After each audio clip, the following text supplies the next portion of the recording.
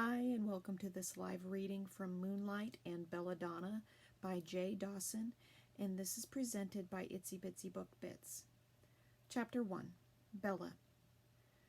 The coffee had grown cold, but I downed the cup anyway. Oh, God. A few loose grounds had slipped past my line of defense, and I grimaced down the final sip with a shudder. Ugh. How had I not noticed that I grabbed the last cup of coffee from the Heartwood High staff room's Ancient of Days coffee maker? Pretty sure that machine had been around since women earned the right to vote. Nobody drank the final cup. Nobody. Unless one was bracing themselves for a worse kind of blow. Brushing a black flyaway strand from my eyes, I strode out of the staff room toward Principal Kelly's weathered door. I straightened my polka dot pencil skirt and red cardigan, then lifted my hand to knock and paused. He wasn't alone. Jeremy Lincoln was back in the principal's office. The 13th or 30th time since last school year. The English department gossips were abuzz with the news. He was caught drinking on school grounds 3 nights ago and while driving donuts at high speed in the empty parking lot. With his girlfriend. And his girlfriend's boyfriend. Who was also dating her best friend's cousin twice removed or something complicated like that. I was convinced teenagers of the 21st century were an entirely new breed of human, but drinking and driving on school grounds was as old as the combustion engine itself. I understood why Jeremy was in the principal's office, but not why I'd been summoned. The senior considered himself far too cool to visit my domain, the hallowed but nerdy halls of choir, dance, and drama. I had assumed Principal Kelly wanted to discuss the school's pitiful arts budget, which was hanging on by a thin, precarious thread, but we wouldn't be discussing funding with the student present. Well, only one way to find out. Whatever came, I was ready. I had just downed the bitter grounds of the final cup, the dark, soulless dregs roasted in staff room hell. I knocked. "Come in," Principal Kelly's baritone voice beckoned. The door opened with a quiet snick, and I slipped in.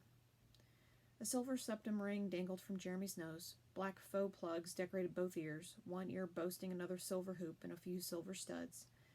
His hair was a wild blend of dark and light blues reaching mid-cheek. Beside him sat a girl in her early 20s, wearing an old ratty t-shirt, flannel pajama pants, and slippers. Her brown hair didn't look much better either, as if it, too, had just rolled out of the wrong side of the bed. A sister, perhaps. Principal Kelly sat behind his desk, which was overflowing with photos of his lovely wife, 4 kids, 9 grandkids, and 2 Irish setters. He was a decent enough boss and seemed to actually care about the students, though he tended to rub his bald head when he was nervous, which he was doing right now. "This is Ms. Pagano," he began. "I asked her to join us today to discuss Jeremy's disciplinary course." I did a barely restrained double take. "Come again." "Miss Pagano, I believe you know Jeremy Lincoln, and this is Jeremy's sister, Jeannie." From Jeremy's expression, there was no love lost between him and dear old sis. "Let's get this over with," Jeannie muttered. "What's the douchebag's punishment this time?" Douchebag? Really? A muscle ticked along Jeremy's jaw. Principal Kelly explained. "I've been working with Officer Jones in the district. Heartwood High is still undecided if they'll press charges, but they want to help. I want to help." At this, Jeremy huffed a bitter laugh. "School is a waste of time, and so is this meeting." I couldn't help myself. "So is juvenile detention," I offered quietly. "So is searching for a job with a criminal record. If there's another option, I'd listen to what Principal Kelly has to say." His brown eyes locked onto mine. "Like I said, a waste of time." I pursed my lips and looked at Principal Kelly. "I think that's angry teenager for go-ahead. Agree to 90 hours of community service and all will be forgiven." "What?" Jeremy's head fell back into the chair. "Hell no. I'd rather rot in juvie." "Well, that's your other choice," Jeannie rolled her eye. "Isn't there something you'd like to do after you graduate?" I looked Jeremy up and down, trying to gauge his interests. Go see your favorite band play at an awesome venue? Take a road trip with your friends? How are you going to do those things from juvenile detention? He thinks he's going to be a famous DJ. Jeannie let out a harsh laugh. You don't even have a laptop. The young man narrowed his eyes, looking everywhere but at another human being. Ms. Pagano heads the drama department, Principal Kelly continued. They're putting on a play this fall. It's a musical, I corrected. Wait, why was Principal Kelly looking at me like he was about to drop a bomb in my lap? Right, a musical. Well, she's been hounding me for help with the sets, the lighting, all sorts of things. Jeremy, I thought you could satisfy the community service hours by helping the drama club out. Jeremy let out a choked laugh. No way I'm going to be part of that scene. My mouth fell open. I closed it and cleared my throat. I need help from the faculty staff. I raised my eyebrows at Principal Kelly. You know, professional help?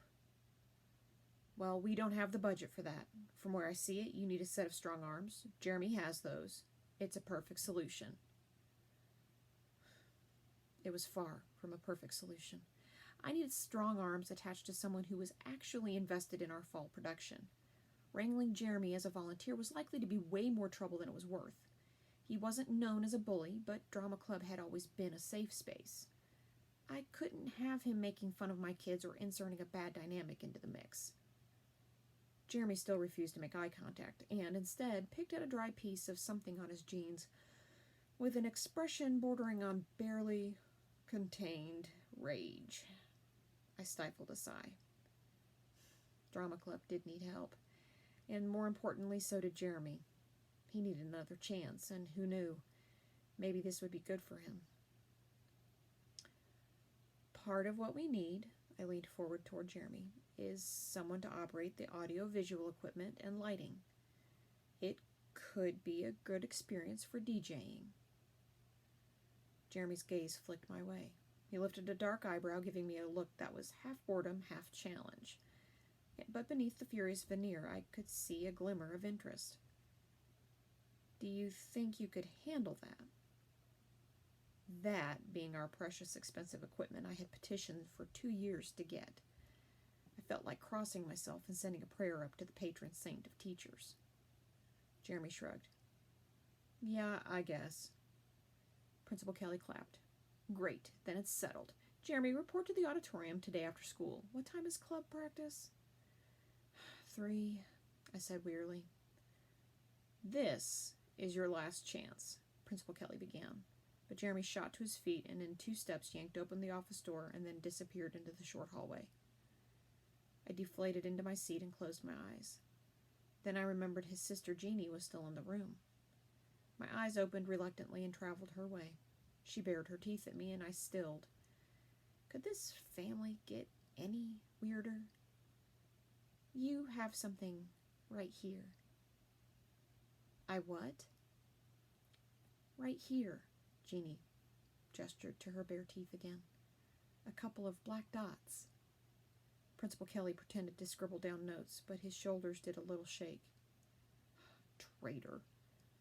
Pulling out my cell phone, I checked my teeth and groaned. The burnt dregs of the final cup haunted my front teeth.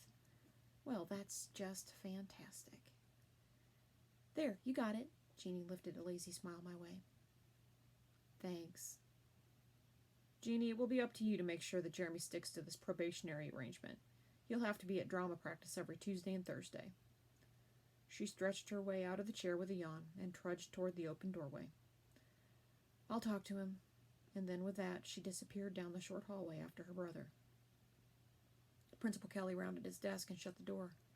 This time I really did slump into the chair and removed my vintage frame glasses. I also wanted to talk to you about the budget, he said, lowering himself into his desk chair once more. Haven't I been through enough? I started to rub at my temples. Forcing cold coffee down my system was a bad idea on many levels. I needed a burrito and a blanket, and then I needed to burrito blanket and binge watch a show on Netflix the rest of the evening. Or maybe I just needed a glass of water. My mouth felt dry and pasty. Yuck. I try, I really do, but sometimes overworked, underpaid, too much hard on my sleeve, swamp hag emerges. I sighed, and then slouched onto Principal Kelly's desk, propping my head up with my fist. Okay, lay it on me. The school board is to find a way to cut 10% this year. The logical place is the arts budget. That's bull, and you know it, Kelly. Students who take 4 years of arts and music classes average almost 100 points higher on their SAT scores. Easy. He held up his hands. I couldn't help it. Reciting stats was an almost Pavlovian response to any budget cut discussions these days. I have your lengthy novel on the importance of arts and education, and the sequel, and so does every member of the school board. Just trying to make it easy on them. I couldn't keep the smile from creeping into my face. Yeah, I had mailed a copy of my plea and my research to the personal residence of each board member. Perhaps it was too bold, but still I shrugged with mock innocence. Nothing is decided, but I wanted to warn you. They'll be looking closely at student and community involvement in this year's musical. If students aren't signing up, if people don't come to the show, they're going to take it as a lack of interest, and then move the money elsewhere. My smile faded. So this is all to say, no pressure. Don't screw this one up, Pagano. This is all to say I believe in you, and you'll knock this one out of the park. Principal Kelly feigned swinging a baseball bat. Let me know how I can help. Anything you need, I'll do my best to get it for you. Like an angry juvenile delinquent to babysit, I stood. He gave me a guilty grin and 2 thumbs up. Like I said, I believe in you.